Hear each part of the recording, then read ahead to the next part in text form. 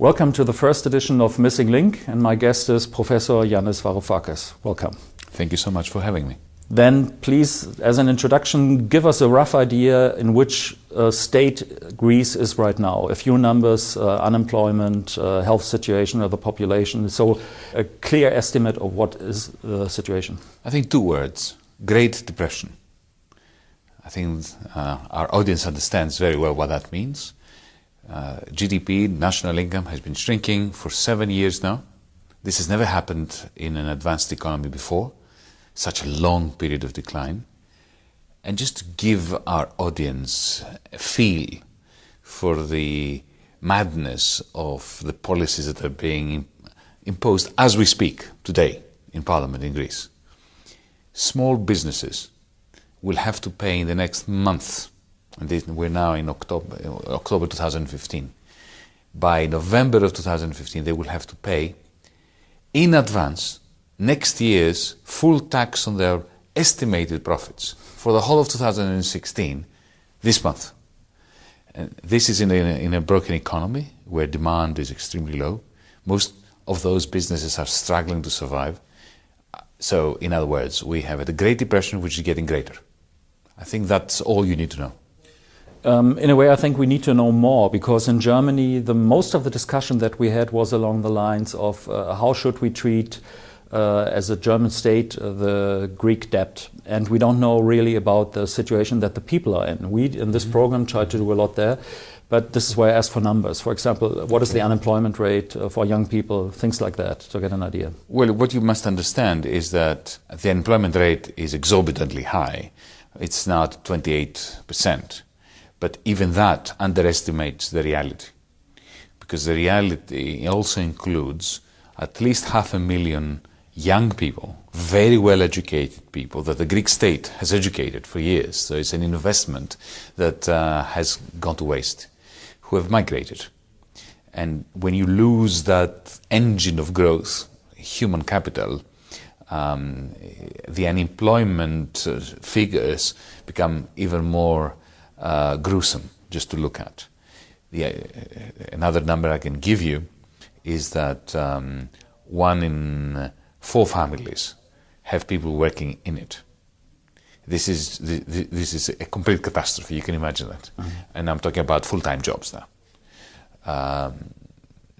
Of the unemployed, only 9% have ever received a single euro worth of unemployment benefit. You want this once more? Of the unemployed, 9% have received a single euro of unemployment benefit. I'm not saying that they're receiving now, ever received, because there are people who've been unemployed for 5-6 years who are not eligible for unemployment benefit, but even they, most of them, have never received a single euro. So it's a broken down welfare state. It's a welfare state that provides no welfare for its people. It's a state which is utterly bankrupt. And the reason why debt is important is because it does two things. Firstly, it deters investment. Now, who in their right mind would invest in a state which has unpayable debt? And therefore, investors know that the state is going to be pushed by the Troika, by foreign creditors, to increase taxes further. So you know that your investment, even if it delivers revenues, those revenues are subject to increasing taxation from a cash-starved state. That's one reason why that is important, investment. The second reason why it is important is because it signifies, it's, if you want, a symptom of a major crisis where the debt is the byproduct.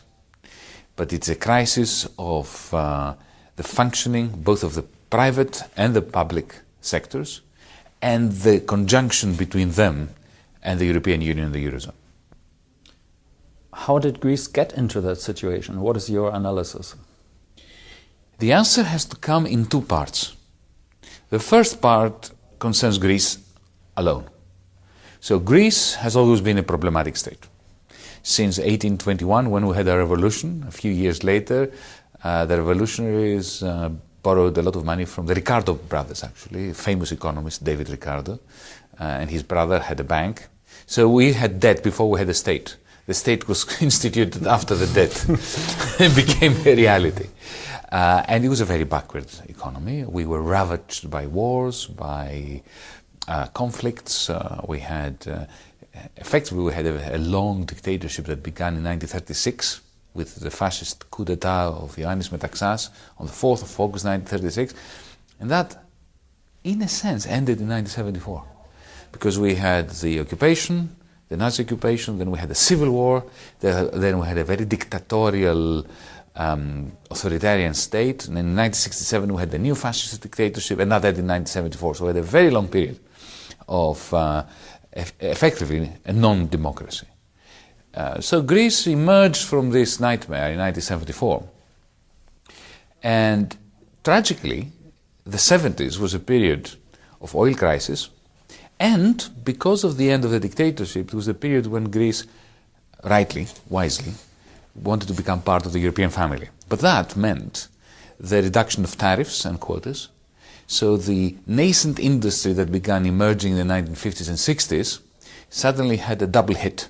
The energy crisis, and it was a rather inefficient industry, so it suffered more than the German industry did as a result of the increase in the price of oil.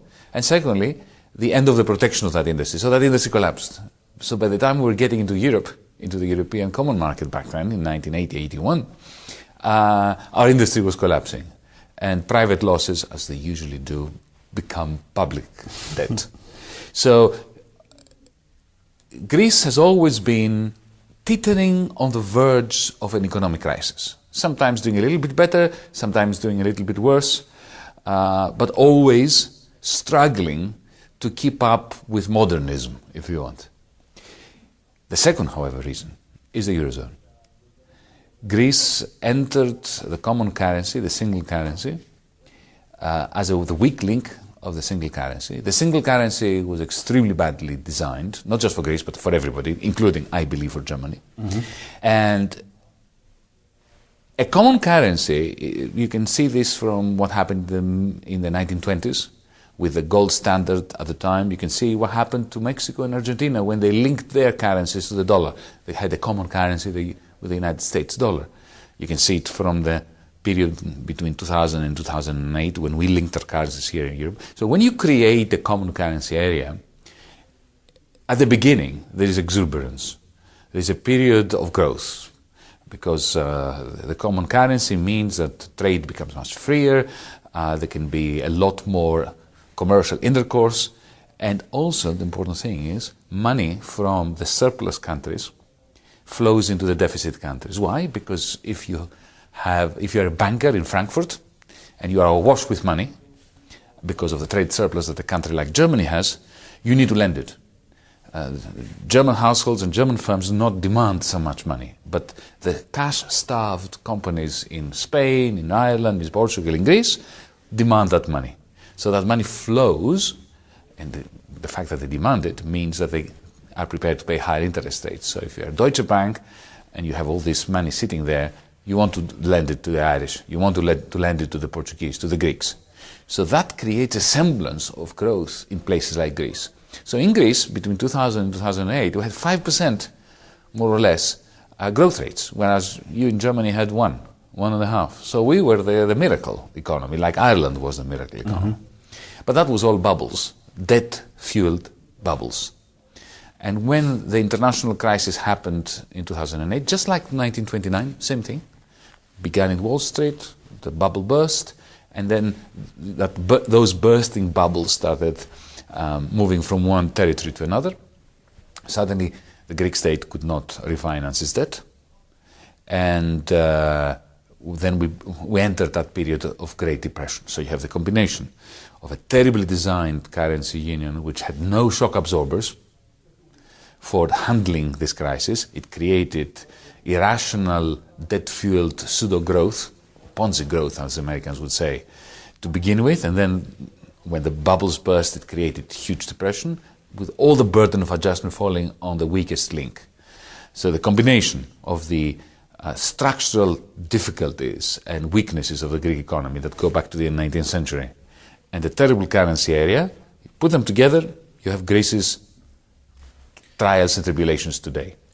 Before we come to the question of what could be done, there are a few things which, when I started to look into it, some people think that Greece is not really in such a terrible situation. It's a debt deflation. Some people think you have a very good fleet, the biggest merchant fleet in the world, in fact. Also a very good luxury hotel thing, where a lot of 4- and 5-star hotels are. And some people think Greece is in a situation where what you need is really refinancing, so that the banks have trust. Your Greek banks, not the international banks. People in Greece have trust in that. Is that analysis for you reasonable, or do you think it's very flimsy, very epidermic. Okay. Firstly, yes, Greeks own lots of ships and vessels, and we are very good in this sector. But this sector is Greek only culturally. It's not Greek in terms of our political economy. So the ship owners, their houses are in London, their companies are domiciled in Malta, in the Canaries, in Cyprus, in London. And they don't pay taxes. They don't pay taxes, and you can't really make them pay taxes because they're so flighty. The ships move. Their offices, their jurisdiction is not in Greece, mostly. So it is as if it's like on another continent. They may have their villas in Greece, they may spend their time in Greece, they may have their own private yachts in Greece, but they are not really part of the Greek economy. They're part of the European economy, if you want, but Greece doesn't benefit from that. The question of tourism is of course important, but it's not sufficient. So you mentioned the debt deflationary cycle. Now that is the issue. And it is important to remember that when you have no capacity to devalue your currency, internal devaluation, which is the alternative. When you don't have a currency to devalue, what happens is you devalue your labor. So wages come down and prices come down. Some people think, well, that's the same, isn't it? Why is it different to have the drachma, which devalues, or to have the euro with wages and prices coming down? Well, there's a fundamental, huge difference that explains everything. In the absence of debt, there is little difference. But when you have debt, private and public, internal devaluation is catastrophic. Because your debt doesn't devalue. Your debt actually goes up. As long as you have positive interest rates, even if they're small, your debt mountain goes up.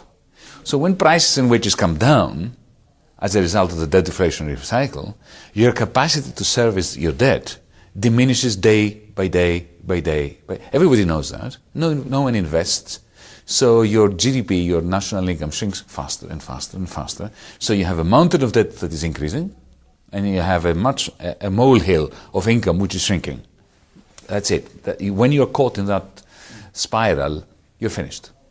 Why was the reaction to the Syriza, I don't know how you say it in English, Syriza government so different? It was hateful to a degree than it was to the governments before, because Greece got into the problem long before Syriza came. It was not your responsibility. It was rather a reaction of the public to the problems that you had. But why do you think in the Eurozone, people like Wolfgang Schäuble and so on met you with such hateful responses? It's understandable. It's sad, but it is understandable. Because we had the audacity to look at them in the eye and say, the program of fiscal consolidation and reforms that you have been implementing in Greece for the last 5 years was a disaster. It failed.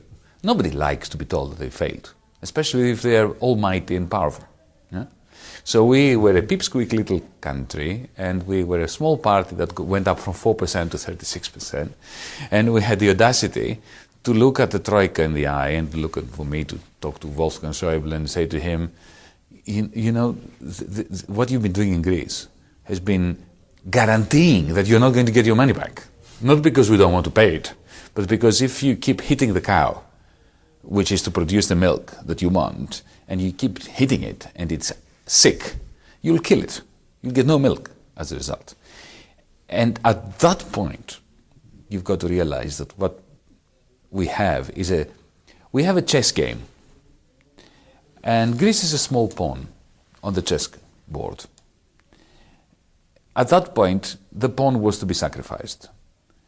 There were elections coming up in Spain, elections coming up in Portugal, elections are coming up in Ireland, and the merits of what we were proposing for Greece didn't matter. What mattered was that we get squashed, that we were taught a lesson, so that nobody dares again look at the powerful in the eye and say, you know what, the program you've been implementing is not going to succeed even from the creditor's point of view. What does a creditor want? They want their money back. Well, if you kill off our economy, you're not going to get it back. It's another thing, I'm not a financial specialist. For me, the European Union was something that was running fairly well, and suddenly it was like a car crashing against the wall. We noticed suddenly, for me it was suddenly, and for a lot of my fellow countrymen too, that the European zone is not really democratic. There's something, you don't elect these people who can come to Greece and give orders what to do. It's like a coup d'etat. It's like a little bit like colonialism. I'd like to, can you explain who you had to deal with? The public voted for Syriza, and then came the European juggernaut and said, we don't accept what you do. German people have a commitment to the idea of a well-functioning society that depends on rules that have been commonly agreed. Now, that is splendid. I believe that if our German audience were to come and take a look at how the Eurogroup works, they would completely and utterly rebel, because it is a democracy-free zone. What I mean by this is this. Firstly, think about it. The Eurogroup is the economic government of possibly the most significant economy in the world, the Eurozone. Yeah. All the important decisions that determine life not only in Greece, but also in Germany, are made there. Now, did you know that the Eurogroup doesn't exist in law? No. It's no European treaty refers to it. When I, at some point, disputed a decision of its president, I asked for a legal opinion. Does the president of the Eurogroup have the right to do what he had just done? And after a while I was told, officially, by a representative of the Secretariat, that the Eurogroup does not exist in law. It is an informal group, so there are no written rules, which means that the president can do anything he wants. Now, do the German people know that? Do they know that their economy is subject to decisions by a group that is not formally constituted, and there are no written rules? Because I believe that if they were to find this out, they would rebel against a set of circumstances which is utterly unfathomable. You mentioned at the beginning that for most of us, for most people, it seemed as if the Eurozone was doing fine until it crashed on the shoals of reality. That's how it looks. But think about it. All badly designed financial systems are like that. Yeah? In the 1920s, remember the roaring 20s? Germany had its own problems because of the Versailles Treaty and the hyperinflation. But the rest of the world in 1922, 23, 24, 25, 26, 27, 28 was doing brilliantly well. Yeah? We had the highest growth ever with the creation of the big corporations, even in Germany. The networked companies, electrification, the telegraph companies, the railway projects, the first mega corporations were created with huge improvements in finance, the relationship between finance and industry, and then it crashed, 29, because it was badly designed, just like the Eurozone was badly designed. After the war, the Americans tried to redesign a financial system, a global financial system, learning from the mistakes of the 1920s with Bretton Woods. And they improved upon it very well. But in Europe, we didn't. From 1978, with Giscard d'Estaing and Helmut Schmidt, we created a monetary system which, by the time it gave rise to the euro, it resembled the gold standard of the 1920s and went exactly through the same process. The problem is this. When a crisis happens, and capitalism produces crises like it produces iPads and cars, it's part of the process. Let's accept that, right? Let's even admit that it can be different. But what matters is what happens at a time of crisis. When the crisis hits, do we learn from the mistakes? In the United States, if you come to think of it, take the 19th century. America went through a series of spasms, of crises. Every time they had a financial crisis, they got closer together. They consolidated. They created the Fed. Then after that, they created common institutions under the New Deal by Franklin Roosevelt. Then there was a Great Society in the 1960s. So when they had the crisis in 2008, which we also had, they recovered much more quickly. What are we doing? After the 2010 Euro crisis, we're fragmenting. We're being pushed further apart as Europeans. Instead of coming closer together, the Germans hate the Greeks hate the Germans. Now many Greeks hate other Greeks. Soon the Germans will hate the Germans, just like in the 1920s and 30s. So this is the grand failure. I agree with that. That would be one of the questions I would have had, because it looks like we are destroying Europe instead of the euro. The currency was meant to unify Europe, but what we have now is exactly the opposite. Yeah? But if I would take a little bit of Wolfgang Schäuble's position, I would ask you, you have something like 800 oligarch families in Greece, which are your 1%, basically, to call it that way. Yes. But how will you tackle that? Or did you tackle it? Did you try to tackle it with Syriza? Certainly did. And the one thing I was telling Wolfgang, as well as my colleagues in the Eurogroup, was this. I know you don't like us, I would say to him. Yeah. We are, at some point, Wolfgang Schäuble said to me, we've lost trust in your government. You never had it, Wolfgang. You know, we're not only Greeks, but we're also from the radical left. But we would like to build up trust. When the trust is not there, you build it up. And I was trying to convey to my colleagues in Europe that, okay, you may not like a government, but we are sincere. And we have one great advantage. We are not in the pockets of the oligarchy. We have not received a single euro from them. They despise us. They fear us. We may not be very competent. We may be, left-wingers.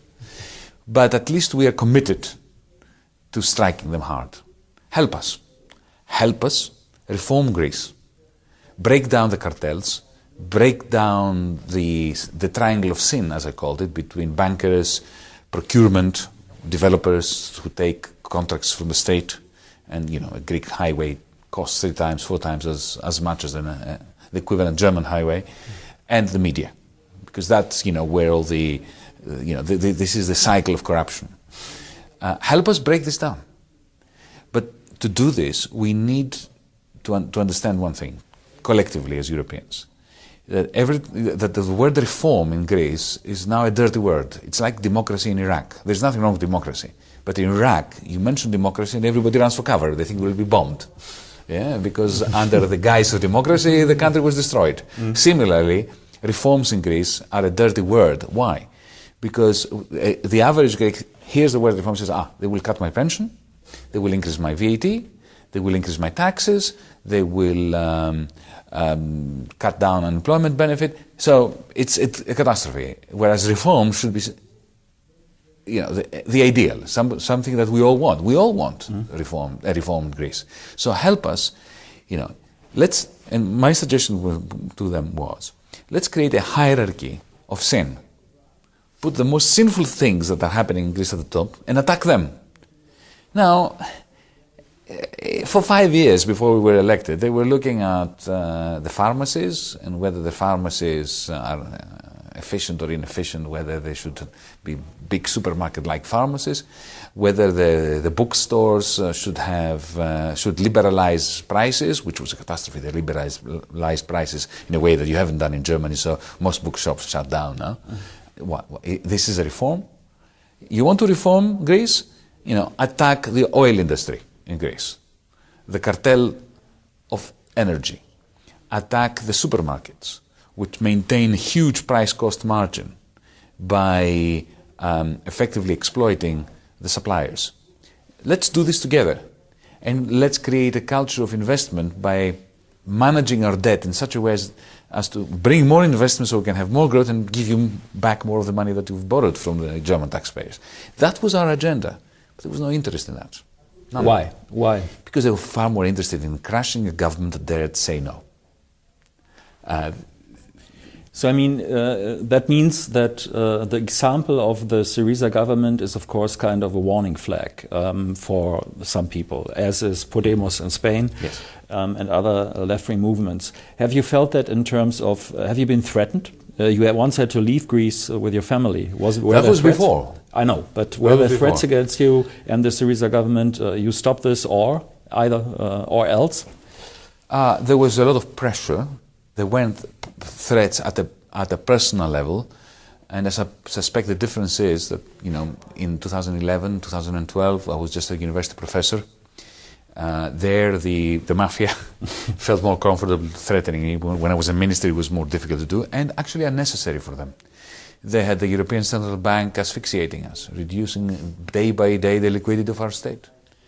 And what I think is very important is to see how well the troika of lenders, who were supposedly arguing in favor of reforms for Greece, and the local oligarchs collaborated so well in order to overthrow our government effectively, or to stop our government from saying no to a failed program. I could give you examples of how the troika intervened in favor of the oligarchy in Greece. So Give me some examples. What I find tragic is that the average European outside of Greece thinks that we had a left-wing government that didn't want reforms, and that the troika was pushing for reforms. It's not true. It's not true. We wanted reforms more than anybody else, because, you know, we represent people who are suffering from the fact that Greece was not reformed, and that we had tax evasion by the rich, and we had this huge corruption. I'll give you one example, and I'm very glad that you're giving me the opportunity to give it to you. Tax evasion. Okay. A great scourge in Greece. In the ministry, while I was there, we faced the problem that we just didn't have the manpower and womanpower to actually conduct all the checks that we had to conduct in order to catch the tax cheats. But there was a bit of serendipity, of good luck, in the sense that we managed to get access to records of bank transfers for 20 years, internally in Greece and between Greece and the rest of the world, on discs, which is magnificent, because these people, you know, tax evaders, thought that they were hidden behind the veil of privacy and anonymity. And we set up a task force in the ministry whose purpose was to compare and contrast algorithmically using software, because it's just impossible. We didn't have the human beings to do it. To compare algorithmically those transfers per tax file number against tax returns, declarations of income. And we know that by the end of 2015, we'll be able to catch more than 500,000 major tax cheats. Well, let me tell you that after the referendum of July, and after I resigned, and after the Troika forced the government to surrender, one of the demands of the Troika, which is now law, it's been passed during the summer, one of the reasons why I could no longer be in that parliament or in the party that I served. One of the demands was that that unit gets disbanded and gets incorporated in another unit which has been doing nothing for years. Now, I can assure you that the list of the many thousands of tax sheets would include the major oligarchs. What on earth was the Troika doing, stopping this project? Now, of course, they dress it up that they are going to create an autonomous tax office that will be all singing, all dancing, will have all sorts of capacities. Why stop this now? That is, did you leave because of this? I left because I was never going to sign an agreement for taking on another 85 billion, another loan from European taxpayers, knowing we will not repay it. That's what you said at the beginning. True. Yeah. But after that, I knew that, of course, look, the oligarchs and the Troika were always in cahoots. You could see that. Who were the greatest opponents of our government and of our negotiating with the Troika? The oligarchs in Greece. If you read their newspapers that they own, they are oligarchically owned newspapers. that they were, during the war, my mother used to say this to me, they were black marketeers who during the conflict in North Africa used to say, basta Rommel, that is, Rommel, hang on, because they feared that if the Wehrmacht left Greece, they would lose their black market profits. So the oligarchs were, basta Troika. They were supportive completely of the Troika line and lambasting us and me personally. Every time I would say to the Troika, for instance, that we need to reduce tax rates in order to have more tax. Because the problem in Greece is that tax rates are very high and people do not pay it because A, they can't afford to, and secondly, given that it's so high, they feel that it's legitimate not to pay it, that it's just appallingly high tax rates. So the oligarchy and the Troika have always been very closely knit. This is something that Northern Europeans do not understand. They think that the Troika wants reforms and they're against the oligarchy. Let me just finish this point by saying this to you. And this is something Prime Minister Tsipras used to say, and I approved 100% his constant repetition of that between January and July when we were in the same government. He used to say that he does not remember one occasion between 2010 and 2015 when the Troika threatened a previous Greek government that liquidity will be switched off because the government was not attacking the oligarchy. Never. They would threaten governments, the socialist government, the conservative government, of Samaras or Papandreou, and they would actually switch off liquidity if they didn't cut pensions, if they didn't increase VAT fast enough. But never did they say to them, look, if you do not get the oil cartel, we'll switch off liquidity. Why? Okay, that is an important point. That leads me to another thing. When I read, or when I read German newspapers, watched German TV, then I got a completely different picture of the situation in Greece than when I would go to American newspapers or British, but more American. It was like on the American side, you were considered a professor of economics knowing what you say, while in Germany you were somebody who should be slapped a little so he gets reasonable again. That's near closely a quote that we had on German TV. So what do you think, what is wrong, or maybe I put in the question, is there something wrong with the media system? Did they portray the ideas in a way that the audience could understand what your position was, what the European Eurogroup position was, and let's say what the outside position was from USA? I have to say that the greatest disappointment I felt was the lack of an opportunity to communicate with the people in Germany, my position. I never had that opportunity. I remember I gave a talk here in Berlin on the 8th of June. I had a large audience, German audience. There weren't Greeks there, Greek nationals. It was German audience. And I felt it was a genuinely good conversation. Not that they agreed with me, but it was a genuinely helpful exchange that I learned from, and I think the audience learned from. And then I saw the way it was reported. It was the cheapest, most yellow, ridiculous portrayal that did no justice, not even to the German audience who were there and who had, put very good questions to me. This incapacity to engage in a dialogue in Europe is detrimental to the quality of European democracy.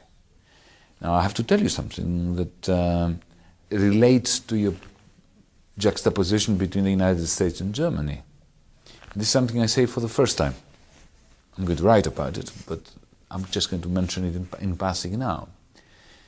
In April 2015, when I was in Washington, as part of the IMF spring meetings, I was warned by very high-standing officials of the United States government that I would be facing a character assassination attempt in Brussels and in Berlin.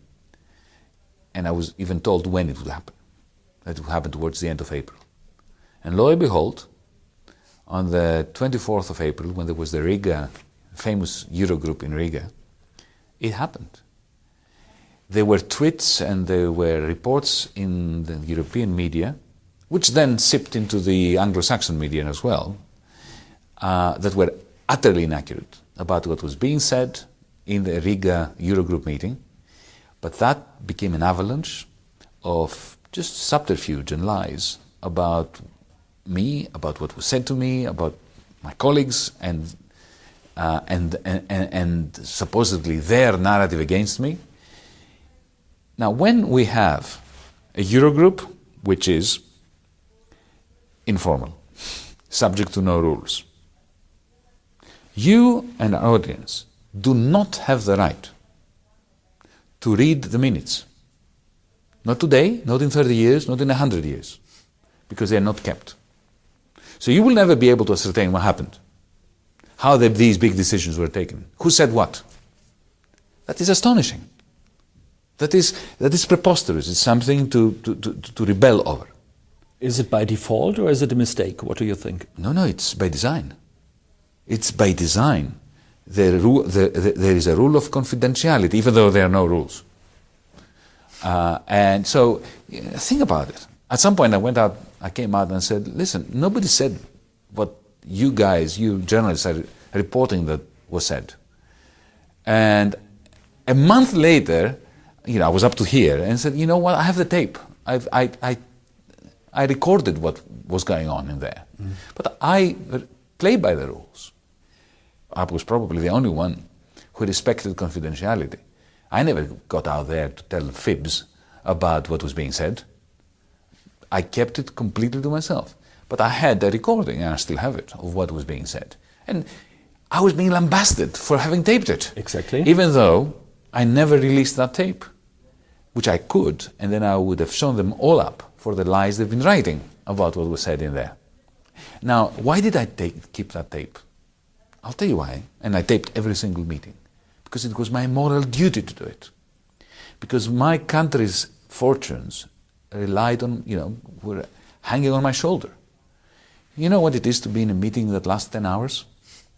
You come out of it, you're so dazed and confused. The stress, the intensity is just mind-boggling. You come out and the Prime Minister asks you, so what happened? It's not easy. Of course I told him what happened. But no record, no minutes to go back to. I needed that recording for myself in order to remind myself of who said, somebody in Parliament asked me once, did you say that? So I had to go back and check exactly the words that I used, because after this intensity and pressure, one forgets. Believe me, we're human beings. Mm-hmm. We are not machines. So this is the state of our democracy. This is the state of journalism. And this is the juxtaposition between the United States and Europe. I was, as I said, I was very astonished. One thing every German noticed was that we were never asked about the euro, the population. But then all these institutions, but maybe because not many people in Germany know that. So you have the European Central Bank, you have the International Monetary Fund and the Troika, you have this task force. Maybe you can give us, I asked that before, but a short idea. What was Greece met with? What came to your country in terms of undemocratic institutions which are under no control but rule? It was worse than that. It was not just a troika of unelected officials that came and imposed upon us policies that the German people were not familiar with, the French people are not familiar with. This is bad enough, but it was worse than that. Well, firstly, let me just make this point that we had, if you read the memorandum of understanding that Alexis Tsipras was forced to sign in the end, and I refused to sign, so that's why I'm not together with Alexis Tsipras anymore. If you read this, I actually have a copy of it on my website with annotation, my own comments on it, because Troika speak is a different language. Even if you speak English, it's a different language. So, for instance, it says things like, the Greek authorities agreed to implement intragenerational justice. You know what this means? No. Reducing pensions. So you need to speak the language. It's like Orwellian. It's a little bit Orwellian. Yeah, double speak. So if you read that document, you'll find that Greece is being micromanaged, not just macromanaged, but micromanaged to the last detail.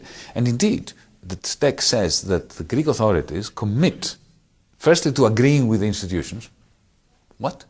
Even if you don't agree, you're committing to agree. But the institutions do not commit to agreeing with the Greek government. No, it's one way.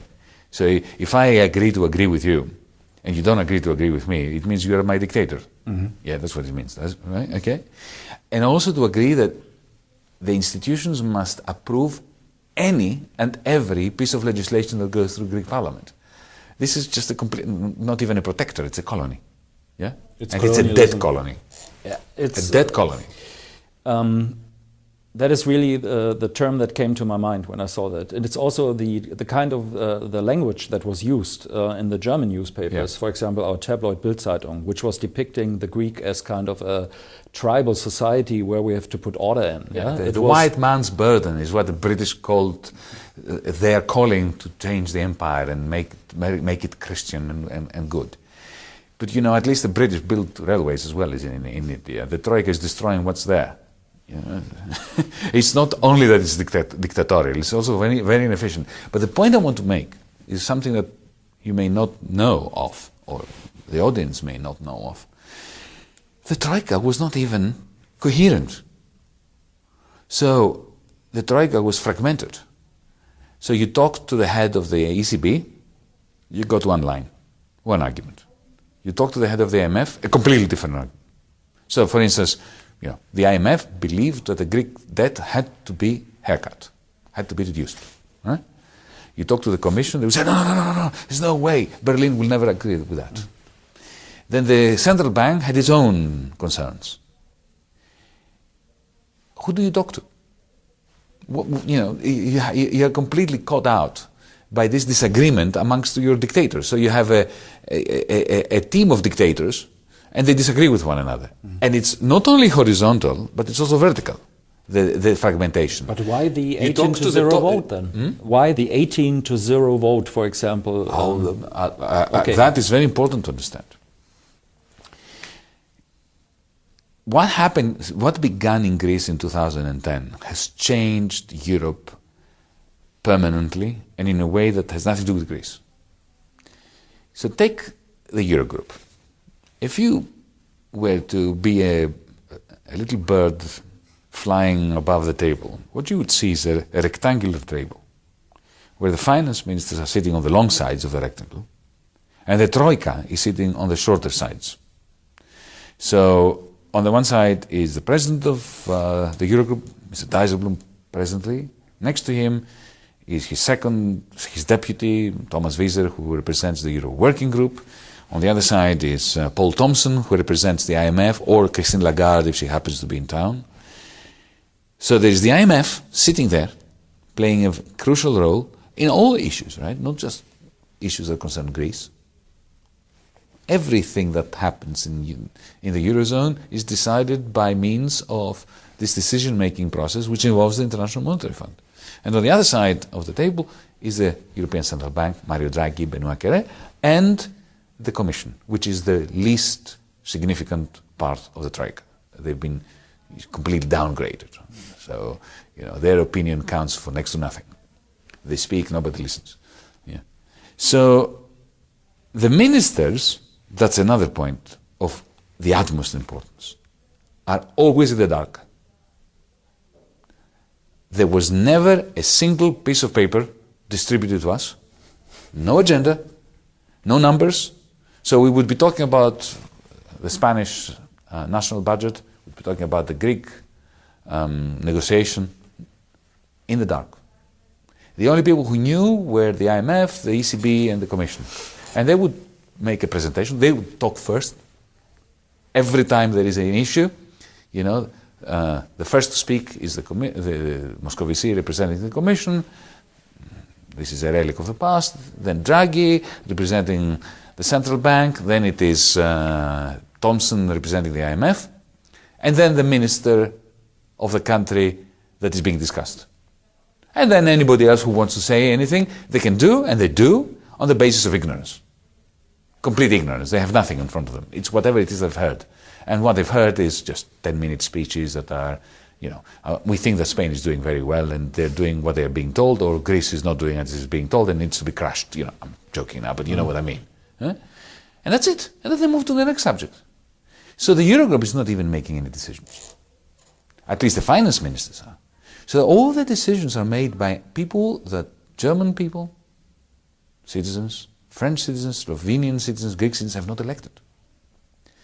That design, if I were, let's say we were in 1980 now, and we're having a discussion about how we should form our Europe, and I were to suggest this to you, you would rightly accuse me of being crazy, of being dangerous, of being a fool that should be confined to prison forever, for having dared to suggest something like that would be so catastrophic for Europe. But this is the reality we have now. It is important. You may think, I'm looking at the audience now, you may think that I'm the former finance minister of a government that you dislike. Okay, fine. I'm no longer a finance minister, you got rid of me, as Matteo Renzi said. But you haven't gotten rid of the Eurogroup. The Eurogroup rules your lives. In Germany, in France, in Holland, in Finland, in Portugal. And the Eurogroup operates along those lines. No rules, finance ministers that are impotent, and who simply replicate the mantra. So you ask me, why is it 18-1? Well, it's 19-0 now, because I'm not there anymore. Okay? But it's like the Communist Party of the Soviet Union. You know, Brezhnev would come to the Politburo, and they would all raise their arms together. Now, of course, if you ask them separately, do you agree, disagree, maybe nobody agreed. But the European Union is replicating in a dastardly way the Soviet. Thankfully, we don't have the Gulag or the KGB. Great. That's a good thing. I'm not sure about that. Well, we don't have the Gulag. Not yet. No Gulag. Okay. If you allow Golden Dawn to rise up, we will have the Gulag as well. And everything that we are doing to Greece is a great gift to the Golden Dawn fascists. That is, I'd like to come to that point because we have about 15 minutes left. The point is what to do. What you describe is kind of an undemocratic structure, and you came up with what you call Plan B. What does Plan B mean, and what is your proposal? Well, even though I'm a radical left-winger... Are you not a Keynesian? Keynesian, it's in English? I am that as well. I'm confused. I like being confused, because if you're not confused, you're not thinking. Remember, Einstein said that. I'm not confused. I'm eclectic. Okay. So I borrow ideas from von Hayek, from Mises, from Keynes, from Marx, from Friedman, from Thatcher, from whoever has good ideas to give me. But the reason why I'm left-wing is because I cannot see how the accumulation of financialized capital can be made compatible with a good society. But that's a big discussion. It's not for now. You asked me about what needs to be done. Yeah, this is your question? Exactly. What is Plan B? Okay, firstly, you heard me describe the Eurozone and the Eurogroup in very critical terms. I wish we had not created it, because it was a design that was bound to fail. And its failure would bring large human costs upon Europeans, everywhere, in Germany as well.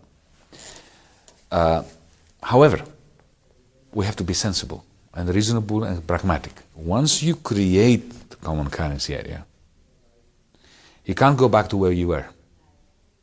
So dismantling it would bring us back to the 1930s. So what's happening in Greece now would happen to Germany as well. Germany is not in a good state, but it's not Greece. If we dismantle the euro today, you may become like us. You don't want that, we don't want that, nobody wants that. So I have a very simple, pragmatic answer. We need to fix the euro. What does that mean? Well, ideally, it would be fantastic to have a button, press it, and create the United States of Europe. So we could have a federal government that issues its treasury bills on behalf of all Europeans. And that's a big question. And the Confederate or federal? Yeah. We have a confederation now. Yeah. It's not working. Okay. We have a confederation de facto. We have a common currency. We have a common central bank. Nobody is free to pursue policies independent of anybody else. So we have a confederacy. We are where the United States used to be in the early part of the 19th century, but without Congress. So it's worse. Yeah? Okay. Now, ideally, as I said, we should become the United States of Europe. But unfortunately, this crisis is not bringing us further together. It's splitting us. It's splitting us. So what I think we need to do, independently of whether we're left-wing, right-wing, we should agree on two things. Firstly, it's important to end the crisis. And to end the crisis, we need to find smart ways of using the existing institutions that we have, the Central Bank of Europe, the European Stability Mechanism, and now this is a very long discussion on how this can be done. I'm convinced it can be done. I can talk ad infinitum about what needs to be done. But we can use existing institutions within a few weeks to stabilize the political economy of the Eurozone. And the next phase should then be to democratize the Eurogroup and to have a situation where I would very much like the opportunity to vote for a German federal treasurer. And I would like German citizens to have the opportunity to vote for a Greek federal treasurer. Not that they would, but for the opportunity. To create a process whereby first we simulate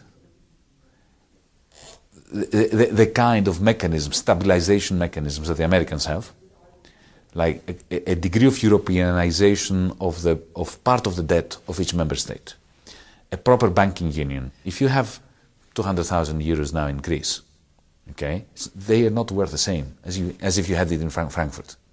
They have completely different value. Because the Greek banks, firstly, we have capital controls, so it's not mobile. Yeah? Okay. And secondly, even if we remove capital controls, the threat of a bail-in of the Cyprus solution, where the state simply takes a part of your savings, is much greater in Greece than it is in Germany. So a euro here and euro there is not the same euro. That is pathetic. It just goes to show that this is not a proper monetary union. So we need a proper banking union. We need a common anti-poverty fighting fund, which could be funded from the target 2 profits of the European system of central banks. And what we also need, and that is absolutely essential for Germany, not just for Greece, a very large scale, 7 to 8% of total national income for the Eurozone investment project to be run by the European Investment Bank in conjunction with the European Central Bank. The mere announcement of these measures would bring Europe closer together. And then we can start building common institutions for a political union, but not the political union that Wolfgang Schäuble wants. Because for him, this is just, as I see it, a way of disciplining France and continuing the Franco-German conflict, which has been going on for a while now, with Greece, Portugal, Ireland as collateral damage. That is not the way to resolve the crisis. It's also in a way you're trying to work together with Oscar Lafontaine and Cobain in England and France, Italy, the left-wing parties. I did interviews in the USA where I was told, even in the Reagan government, that Lafontaine was the #1 enemy that they targeted. Because of his ideas then. Yeah? So what you run into is not only problems in Europe, but also maybe problems with Americans. If there are proposals that could lead to a stronger European zone, that's not exactly what they want. Oh, it is what they want. Things have tell changed us about it. since Reagan. Okay. Look, the Americans suffered a major crisis in 2008. And they did what they could within their own constraints to recover from it. What they did contained many errors, indeed some crimes as well, the way that they allowed the Wall Street bankers to be let off the hook. But nevertheless, especially under the Obama administration, they understand the nature of the problem. And for them, the inability of Europe to come to terms with the euro crisis is a major problem. They would love to see, Washington would love Europe to recover in the way that I described before. So whereas people like Oscar and myself back in the 80s were the great devil in Washington under Reagan, this is no longer the case. I can assure you that when I have discussions with American officials about these ideas, about what Europe should do, they say, yes, you're right. So, this is an optimistic conclusion, because there is a possibility of bringing Europe and America back together in terms of synchronizing macroeconomic policies. At the moment, Europe is anchorless.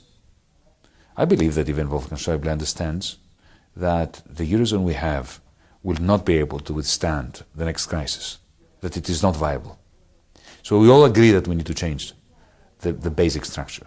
I believe that Chancellor Merkel, Wolfgang Schäuble, Weidmann, they all understand that the Eurogroup, the way it functions, is dysfunctional. And also, it creates a great legitimization problem, as Habermas would say, from the perspective of European citizens. The question is, what do we do? How do we fix this? The current CDU government's view on this, with the SPD playing second fiddle, is that what we need is to tighten the rules and to have a political union, the purpose of which will be to be stricter in the application of the rules. This is not going to succeed, because those rules are not good rules. Mm. They are rules that are impossible to maintain. So if you try through greater disciplinarianism to impose rules that cannot be imposed, then you end up with economic failure and a crisis of democracy, more authoritarianism. This is why we need to reconstitute the rules. There are very simple things we can do. Very simple things we can do.